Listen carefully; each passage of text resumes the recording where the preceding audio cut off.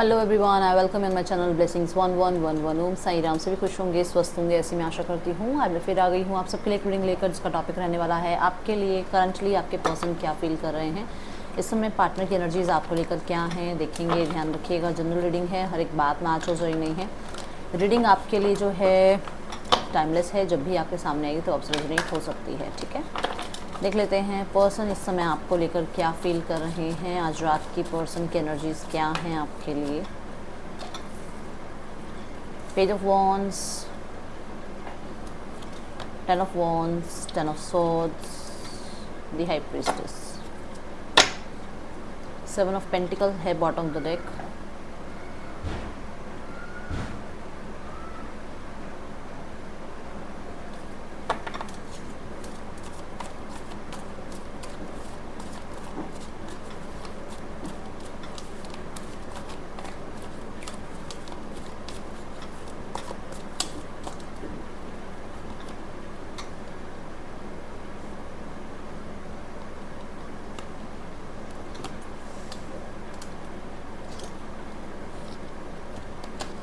आपके पर्सन आपके इनिशिएट का वेट कर रहे हैं।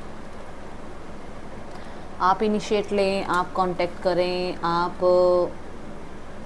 सपोर्ट करें। जिस भी स्थिति में हैं उस स्थिति में आप इनको सपोर्ट करें। अब इनकी मान लो फैमिली नहीं मान रही तो आप सपोर्ट करो इन्हें, आप इनके साथ रहो। मान लो ये थर्ड पार्टी में है तो आप इनको सपोर्ट करो, आप इनके साथ रहो। मान लो ये कमिटेड हैं किसी के साथ तो भी आप इन्हें सपोर्ट करो, आप इनकी मानो। ये एनर्जीज दिख रही हैं यहाँ। तो ये तभी थोड़ा सा शांत है कि ये आपके एक्शन का वेट करने कि आप कब एक्शन लोगे, आप कब इनिशिएट लोगे इनकी तरफ।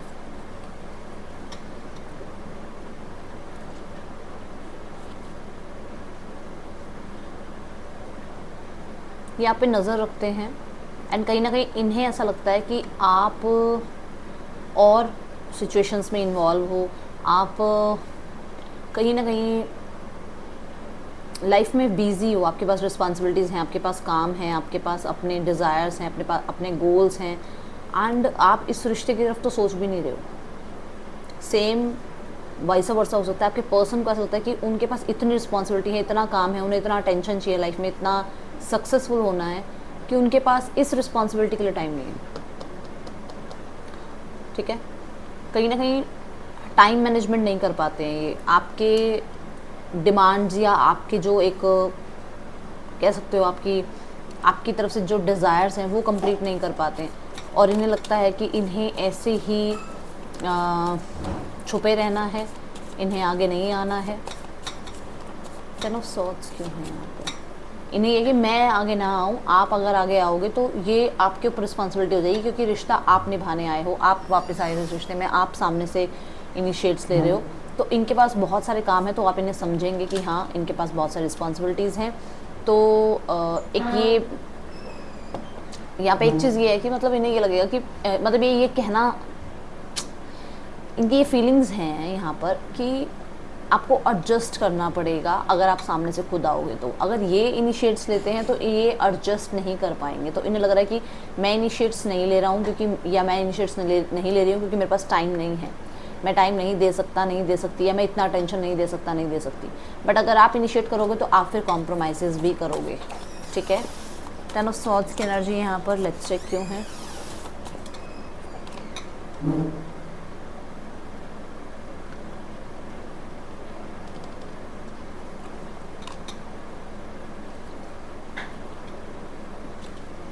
ये फ्यूचर को देखते हुए इन्हें लगता है कि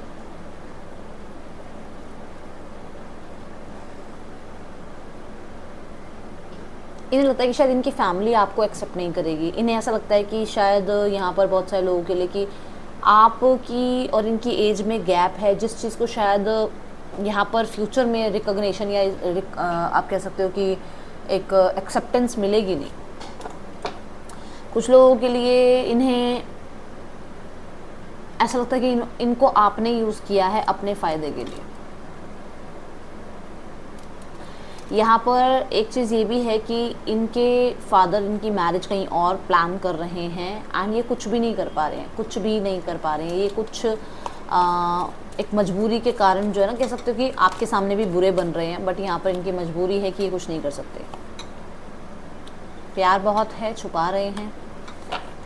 और कहीं ना कहीं अपने आप को छुपा रहे हैं, जानबूझकर अपनी लाइफ में अपने आप को बिजी रख रहे हैं ताकि आपके साथ ज़्यादा अटैचमेंट में ना आए। बॉटम ऑफ द डेक में सन की एनर्जी है। क्लियरली यहाँ नज़र आ रहा है कि इन्हें क्लैरिटी है about their emotions, about their feelings for you. इनकी फीलिंग्स जो हैं आपके लिए, इनके जो इमोशंस हैं आपके लिए, जो एक सच्चा प्यार आपसे करते हैं उसके बारे में ये जानते हैं, इन्हें पता है, बट उसे छुपाने की कोशिश कर रहे हैं। अकेलापन बहुत खाता है इन्हें, आपके बिना ये अकेले रह जाते हैं बट फिर भी अपने आप को छुपाते हैं। कुछ लोगों के लिए यहाँ पर इस पर्सन को ऐसा लगता है कि आपके और इस पर्सन के रिश्ते में ना किसी ने अपने ईगो के कारण कोई ना कोई स्पेल किया है। अब ये ईगो किसी की भी हो सकती है, फैमिली मेम्बर की हो सकती है, थर्ड पार्टी की हो सकती है। किसी ने अपनी ईगो के कारण इस रिश्ते पे स्पेल किया है जिसकी वजह से ये डिटैचमेंट आप दोनों के बीच में आई है।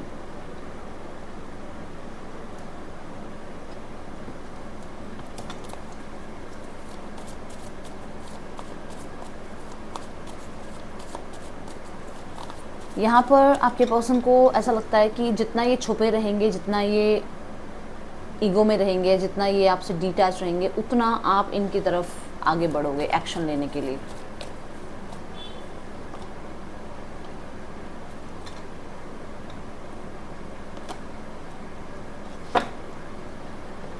Excuse me.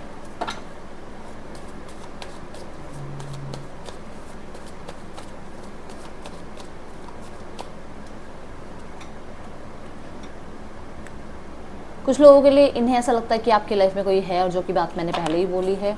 और कुछ लोगों के लिए इन्हें ये पता चला है कि आपकी मैरिज फिक्स हो गई है, आपकी एंगेजमेंट फिक्स हो गई है, या इनकी मैरिज या एंगेजमेंट फिक्स हुई है, इनकी फैमिली के थ्रू किया गया ये सब कुछ। एंड ये अभी राइट नाउ में बहुत ज़्यादा इस रिश्ते के बारे में सोच नहीं रहे हैं। जिन्हें पता है उन्हें पता होगा कि उनकी शादी या एंगेजमेंट हुई है अभी, और वो इस तरफ ज़्यादा नहीं सोच रहे हैं, वो अपनी रिस्पॉन्सिबिलिटीज़ की तरफ सोच रहे हैं। ठीक है, ये सिर्फ उन्हीं के लिए है जिनके पार्टनर की अभी रिसेंट में कोई शादी या एंगेजमेंट हुई है, या आपकी हुई है। तो इन्हें लग रहा है कि आप शायद इस तरफ बिल्कुल भी नहीं सोच रहे हो, आप सारी रिस्पॉन्सिबिलिटीज़ की तरफ ध्यान दे रहे हो।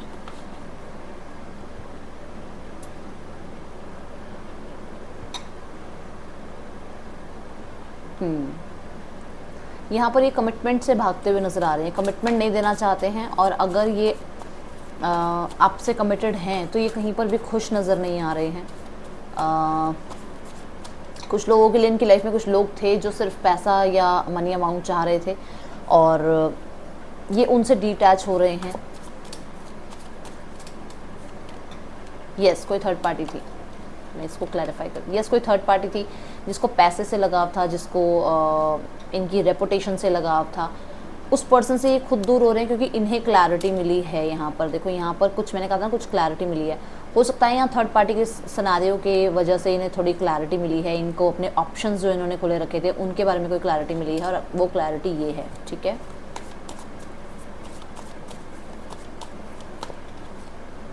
ओके, तो दोनों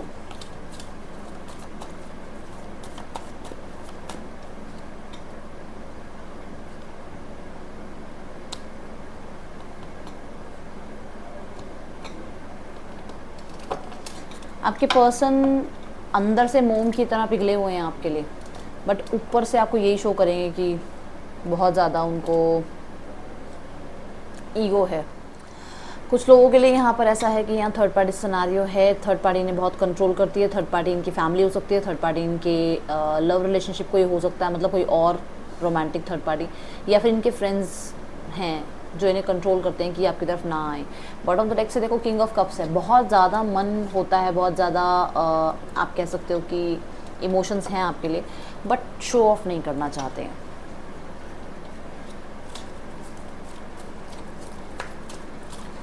कुछ लोगों के लिए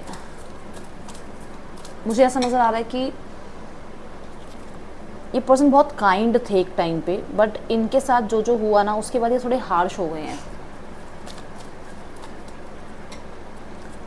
आई मिस योर टच, तो डेफिनेटली बहुत ज़्यादा फिजिकल लेवल पर आपको याद कर रहे हैं। इन्हें लगता है कि आप इनसे बात करें। मैंने पहला आपको आंसर क्या दिया था यहाँ पर कि इन्हें आपकी तरफ से इनिशिएट्स का वेट है। I wish you would talk to me. ठीक है, I wanted to call but I couldn't say a thing. ये पर्सन ने बात करने की कोशिश करी है आपसे। I wish you would want me, oh my God. तो यहाँ पर इनकी तरफ से आ रहा है कि आप इनको मतलब कॉल करो, बात करो इनसे। आई राइट पोम्स अबाउट यू, तो यहाँ पर कुछ सॉन्ग्स वगैरह शेर व शायरी हो सकता है ये आपके लिए करते हैं। यहाँ पर जो नेम इनिशियल्स आ रहे हैं UHMISZLSYLB आपके पर्सन के, या आपके नेम इनिशियल्स हो सकते हैं ये। देखते हैं इस पर्सन का नेक्स्ट एक्शन क्या है आपके लिए।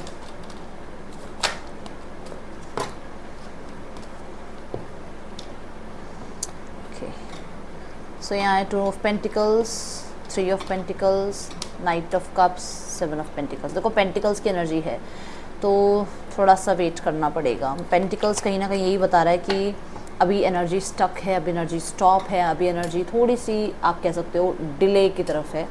द हैंग्ड भी यही कह रहा है कि कहीं ना कहीं अभी आपके पर्सन थोड़ा सा ब्लॉक्ड है। मूड स्विंग्स बहुत है ना एक्चुअली, बहुत डाइसी हो जाते हैं। काम करूँ इस रिश्ते पे या पेशेंस रखूँ, इस रिश्ते को आगे बढ़ाऊँ, या अभी इस रिश्ते में और टाइम दूँ, इस रिश्ते को और ऑब्जर्व करूँ, इस रिश्ते में क्या हो सकता है। तो बड़े मूड स्विंग्स हैं इनके। और यहाँ पर देखो स्टक एनर्जी है, ये कन्फ्यूजन है, क्या कन्फ्यूजन में है, क्या करूँ क्या नहीं करूँ। ठीक है, देखते हैं थर्ड पार्टी सिनारियो में क्या चल रहा है आपके पर्सन और थर्ड पार्टी के बीच।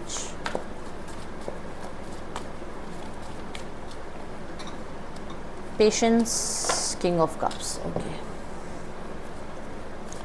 ये थर्ड पार्टी को भी अभी डिले करा रहे हैं कहीं ना कहीं। अभी ये हील ही होना चाहते हैं। जैसे मैंने आपको कहा था ना, किंग ऑफ कप्स में आपकी वाली जो एनर्जी थी कि इमोशंस बहुत होते हुए भी अपने आप को बहुत कंट्रोल कर रहे हैं। तो यहाँ पर भी ये कि थर्ड पार्टी को भी वेट करा रहे हैं।